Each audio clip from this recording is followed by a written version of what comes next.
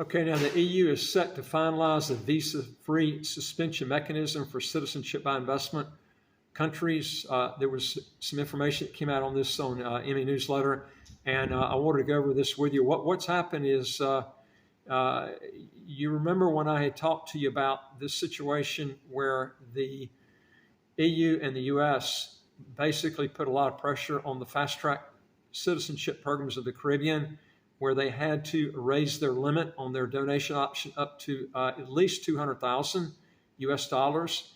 And they did that. And then after that happened, then the US started coming out with this, just for having the fast track program, they're thinking about literally not issuing a visa to these countries. In other words, not where they have to apply for a visa. That's already having to take place with the fast track programs in the Caribbean. But they're talking about maybe even not even allowing them traveling to the U.S. Now, they haven't said they're going to do this, but let me just tell you what they're doing. They're checking into it. The U.S. is already doing it.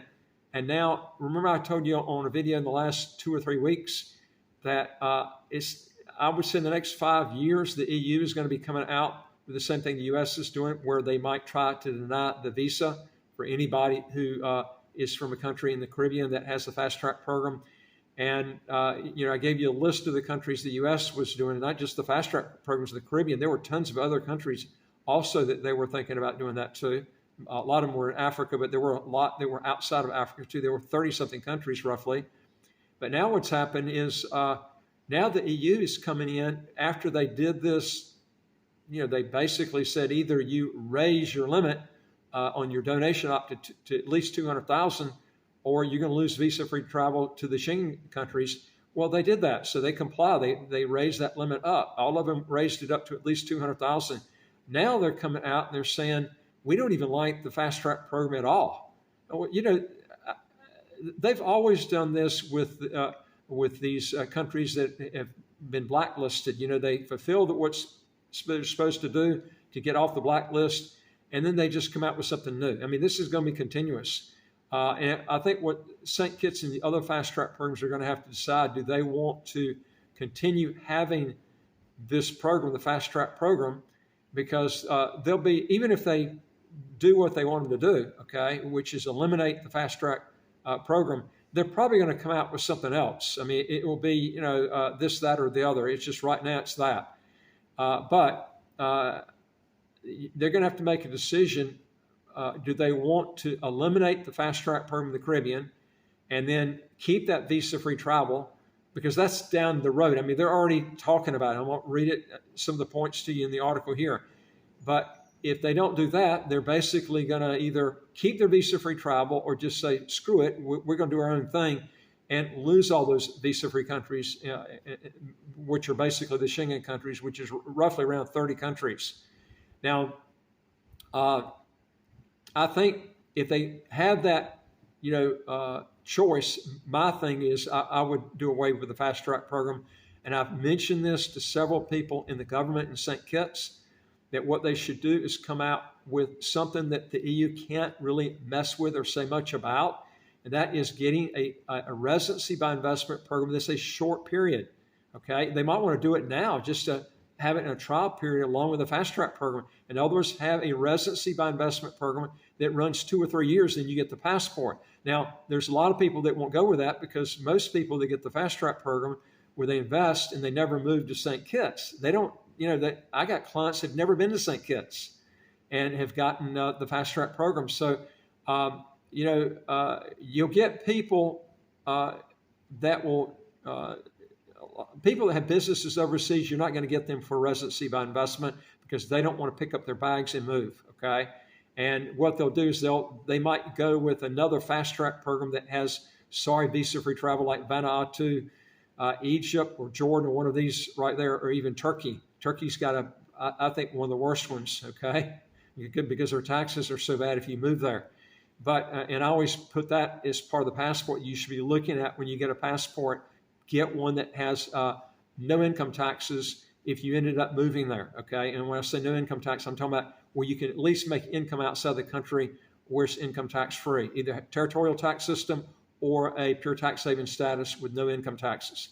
All right, now let me just go over with you on the key points they're talking about here. Is the EU now set to finalize the visa-free suspension mechanism for citizenship by investment countries. And the European Parliament and the Council of the European Union have just reached a provisional agreement to tighten the EU's visa suspension mechanism. The European Commission proposed these changes in October 2023, and the European Parliament's Committee on Civil Liberties, Justice, and Home Affairs, also called LIBE, voted to approve them last March. Now, the updated rules aim to address challenges related to visa-free travel while safeguarding the Schengen area's integrity and appearing to explicitly target citizenship by investment, which are CBI countries with visa-free travel to the EU, among other provisions. Now, the visa-free travel to the EU benefits foreign citizens and the EU alike, but if citizens of third countries abuse this advantage, the EU must have all necessary tools in place. They're talking about here, and to correct the situation. And this was stated by Radoslaw Sikorski. He's a Polish minister for foreign affairs. As part of the EU Commission statement on the matter today, he mentioned. Now, the key reforms in the revised mechanism are as follows. The updated regulation expands the grounds for suspension visa-free agreements beyond existing triggers, such as sudden increases in irregular migration, low asylum recognition rates, and security risk. And new provisions specifically target these particular areas. This is what they're going to be looking for right here. And that is insufficient alignment with EU visa policies, particularly by countries geographically close to the EU, which could facilitate irregular migration. And the second option was citizenship by investment programs that grant citizenship with genuine ties to the country, without genuine ties to the country in exchange for financial investment. In other words, when they say without genuine ties, they're talking about they're not moving to the country. And that's why I'm telling you that St. Kitts, if there are any government officials listen to me, they should be coming out with a short residency by investment program, because that way the person is actually moving to the country, and have it where they're investing something in that matter too. But if they don't do this, eventually I think that the fast track programs are going to be out. In fact, if you're looking at getting a fast track program, I'm going to tell you, I would be jumping in on one now, because it could be a thing of the past. The only ones that will probably keep the fast track programs will be countries that will be, that don't have visa-free travel to the Schengen countries. And, they're pretty bad passports. So you need to be looking at that. I would make sure that you go, and this is why I tell the fast track program countries that they should be having some sort of alternative thing and keep their visa-free travel to Europe. I mean, it makes good sense. That's what I would do. Otherwise, you're going to be losing a lot of visa-free travel countries.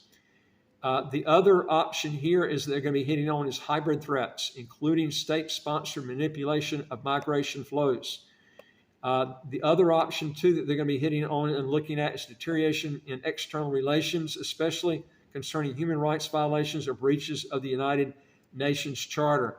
So technically, if you have countries that become dictatorships or become really corrupt, they will probably cut off visa-free travel from that.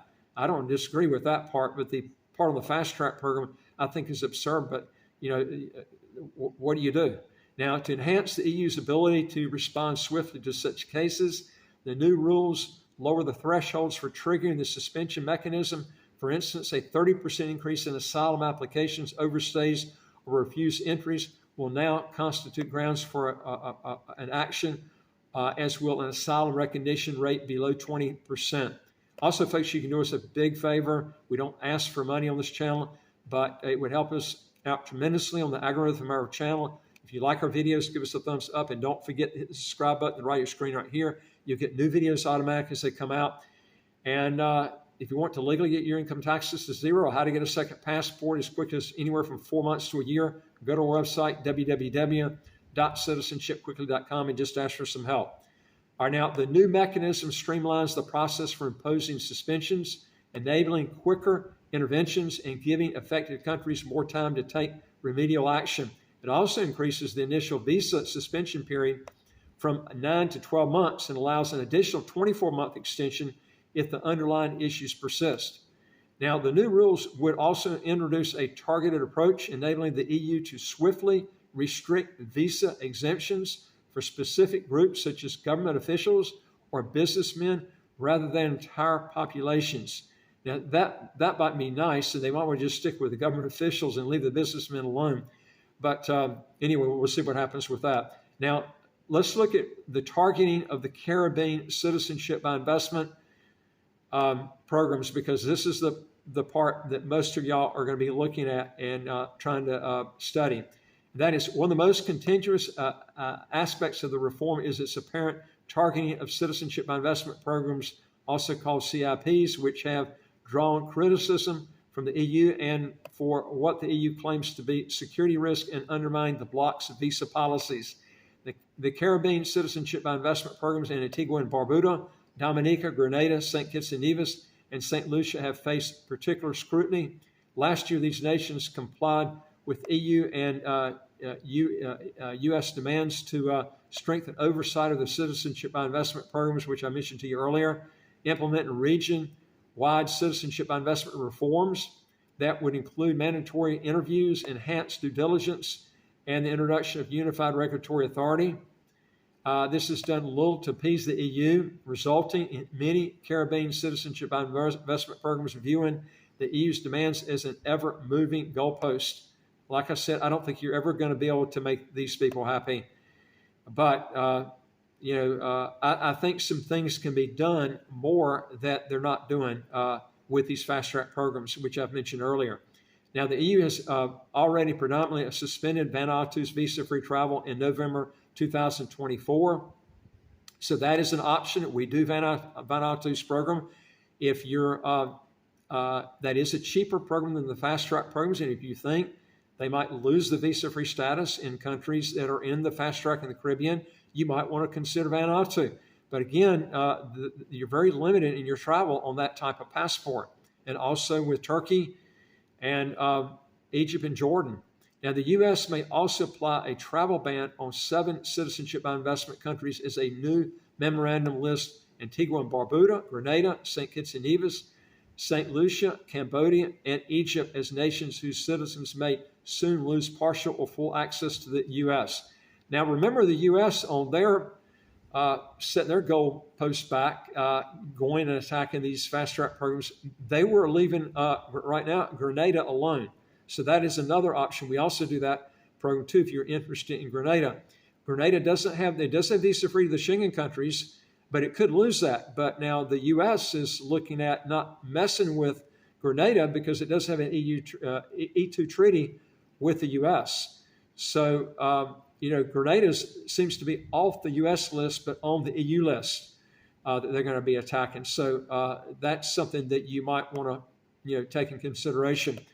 Now, the LIBE committee has played a pivotal role in advancing these reforms when it approved amendments to the EU's visa regulations in March, identifying citizenship by investment programs as a direct threat to the EU's security, as these programs don't usually imply genuine link between investors and host countries.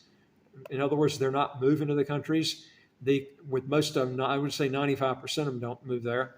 The committee maintains that citizenship by investment programs should not leverage visa-free access to the EU for non-discriminatory financial gain, is what they're hitting on here. Now, on the final steps before the new rules become law, this is what they're looking at. Now, the provisional agreement between the European Parliament and the Council signals that adoption is imminent, through a few steps remain. The LIBE committee will now hold final negotiations with the Council and the Commission to finalize the text. MEPs or political groups can object to this plan until midnight on Tuesday, the 17th of June. If no one objects, the committee will proceed with the final negotiations. So, this is going on right now. They're looking at making these changes. So now, once negotiations conclude, the European Parliament will vote in a preliminary session to approve the final text. The Council will then formally adopt the regulation. After both institutions adopt the regulation, officials will sign it and publish it in the official journal of the EU, making it legally binding for all member states 20 days after the publication date. So I'm going to tell you my take on this. I think that EU is going to give the, I could be wrong on this. If they don't do it this time, it's definitely going to be in the next 5 years. I'd say 100%. They're going to make it where they're going to give the fast track programs either, they're going to have to either ditch the program, the fast track program entirely, or they're on their own. They don't have to ditch it, but if they don't ditch it, then they will lose probably all the visa-free travel to the Schengen countries. If they decide they don't want to ditch it, then what will happen is St. Kitts and all the other fast track programs in the Caribbean can pretty much do what they want. I mean, there are other things that EU can come out with besides, canceling the visa-free travel. They can cancel all flights going to the Caribbean, airline flights. I mean, there are all kinds of crap they can do. They can make it where you can't set up a bank account if you got a citizenship in that fast-track citizenship program in that Europe country. So, I mean, I could list up probably 500 things that they could come up with. I mean, so this is just the first step right here. I think what St. Kitts is going to have to decide, and all the other fast-track programs in the Caribbean, do they want to put up with this? And if they do, just keep hopping as far as they can hop, or do they just want to be on their own and just say, screw it, we just travel with less countries? I think most of the people in the fast-track programs, my opinion, is they would ditch the program because they don't want to lose that visa-free travel to Europe, okay? And again, like I've mentioned before, government officials in St. Kitts and other fast-track programs, and this is what I'm hearing, not coming from my mouth, I'm hearing it from other people too. St. Kitts and all the other fast-track programs should come out with a short residency by investment program where the person has to move to the country, okay? And they can get the passport, let's say in 2 years, similar to what the Dominican Republic's got, but Dominican Republic is a really bad passport. It's the worst passport in the Caribbean, and it's Spanish speaking. You got to pass the Spanish test to get it. And what do you get? You get almost nothing in return. The passport's awful. It's worse than any country I know of in the Caribbean. But St. Kitts has got a great visa-free travel passport. They could come out with just a short period of time, but require people to move to the country. That would bring a lot more money, and people would get physically involved with the country. This is what needs to be done. Anyway, that's my say-so in this matter. If you want to know more on this, go to our website, www.citizenshipquickly.com, and ask for some help. And folks, again, help us out tremendously. If you like our videos, give us a thumbs up and share these videos with your friends. And don't forget to hit the subscribe button on the right screen here, and you'll get new videos automatically as they come out. And again, if you want to legally get your income taxes to zero, how to get a second passport as quick as 4 months to a year, go to our website, www.citizenshipquickly.com, and just ask for some help. And I look forward to talking to you on the next video. Take care.